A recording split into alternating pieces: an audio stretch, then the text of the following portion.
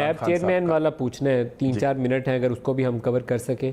ان کے انٹرویو کے کچھ اقتباسات تھے جس میں انہوں نے دعویٰ کیا کہ شریف فیملی نے کہا کہ ہمیں پاکستان سے باہر پیسے لے لیں اور سیٹلمنٹ کر لیں اور ہمیں پاکستان سے باہر جانے دیں.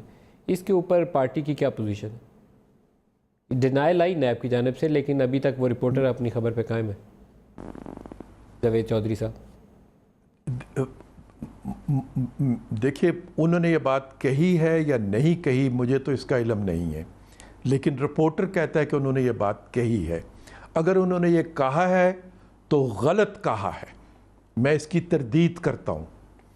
ہم میں سے کسی نے کبھی ان سے کوئی رابطہ نہیں کیا، اور جو بھی شخص دعویٰ کرتا ہے وہ اس کا دعویٰ جو ہے وہ حقیقت سے متضاد ہے، حقیقت کے برعکس ہے.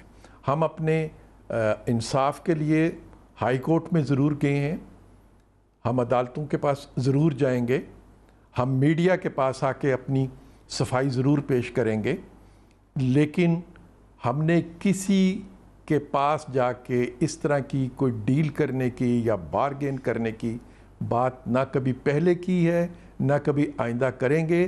اگر اس طرح کی کوئی رعایت ہمیں لینا مقصود ہوتی تو ہمارے پاس بہت مواقع تھے، بلکہ ہمیں بہت سی پیشکشیں ہوتی رہی ہیں. کس نے کی؟